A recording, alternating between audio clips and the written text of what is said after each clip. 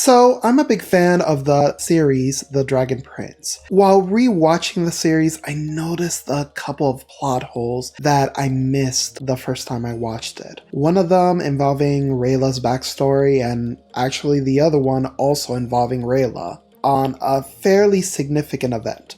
Not to waste any more time, let's begin. Rayla's backstory has her facing discrimination for being the daughter of cowards. Her parents were part of the Dragon Guard, meant to protect the egg of the titular Dragon Prince. The Dragon Prince is presumed destroyed, he's actually kidnapped, and the bodies of Rayla's parents are nowhere to be found. So everyone naturally assumed they fled.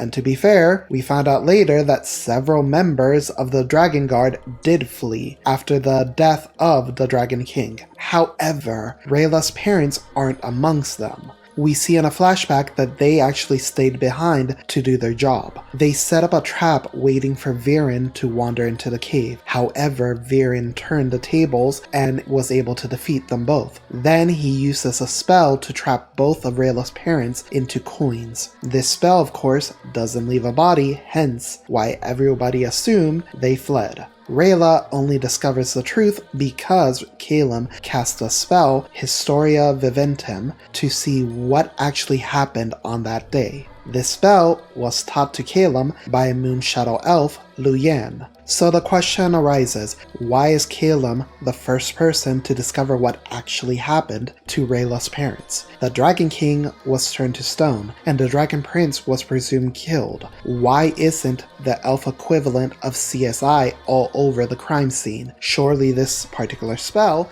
can't be that rare. Think about how useful this one spell is, and not just for this one particular issue. Think about the cultural significance of being able to get a look into the past. Also, think about how simple it was to learn. I said the Luyan taught Calum the spell. In reality, he just saw her use it once.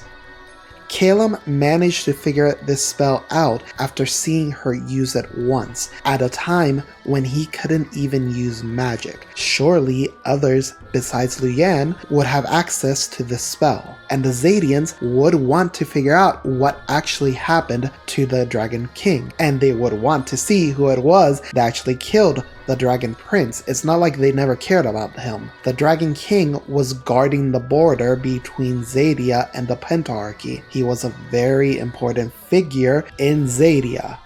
And if they did not use this spell, how would they identify that it was King Haru who was to blame for Avizandum? Not like the dude could brag about it on Twitter. So what the heck happened? This could potentially be fixed with a minor change, presuming Rayla's parents had jumped Viren in another part of the Storm Spire, somewhere Elf CSI would have no reason to cast Historia Viventem at. Still wouldn't explain why Zadia believes that Zim's egg was smashed though. Moving along to the final battle in Season 3, Viren was currently in the process of draining Zim per Erebos' instruction. Upon success, Viren would presumably become the most powerful mage on the continent. Rayla comes in from behind Viren, blades in hand, and tries to sneak attack him. Viren senses her, seemingly via Erebos, and turns to cast a shield spell at the last moment. Rayla's knocked back, and she loses both her swords. Viren continues draining Zim, so Rayla lunges at Viren a second time, makes contact, and both of them fall off the edge of the mountain. Let's rewind. Viren is draining Zim. Rayla runs up to sneak attack Viren.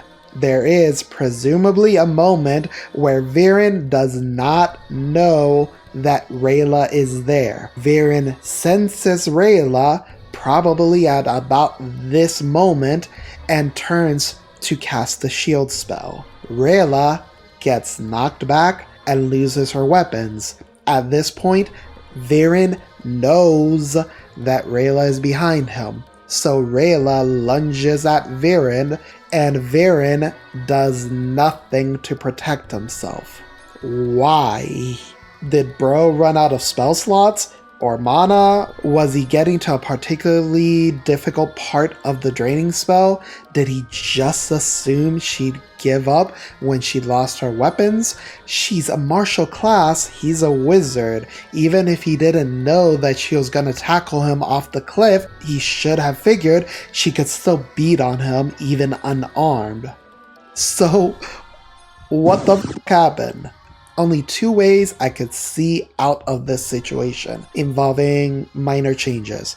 The first is the way I mentioned in my other video. My friend, you are out of spell slots.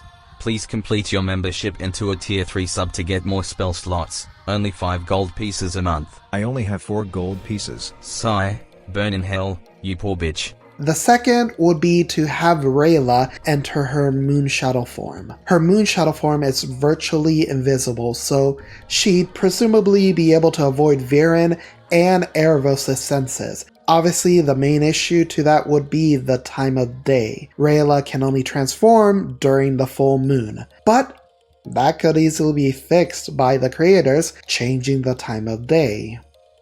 You can even set it up by having Rayla mention earlier in the episode that the full moon was approaching, and when it comes out, she is going to go transform and assassinate Viren. Then, when we get to the Viren draining Zim scene, you see the moon start to crest over the horizon. Rayla starts to change and disappears, and then they both go over the edge. And that reminds me, in the next season, while Erebos is mocking the group, he calls Rayla the assassin who can't kill. But Rayla killed Viren. I mean, technically it was the fall that killed him, but she still shoved him off the mountain. That's still on her. Not like she can use that as a legal defense or something like that. Excuse me, Your Honor, I didn't kill him. I just pushed him off the 1,000-foot mountain. It was the fall that killed him, after I pushed him off.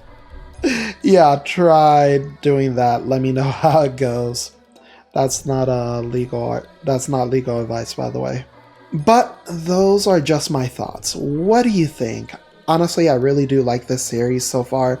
It's far from perfect, but still enjoyable to watch. But let me know, what do you think? Please drop me a comment down below. Tell me, what's your favorite Arcanum? If you have enjoyed this video, please drop me a like, and if you have enjoyed my inane ramblings, please subscribe to the page. Peace.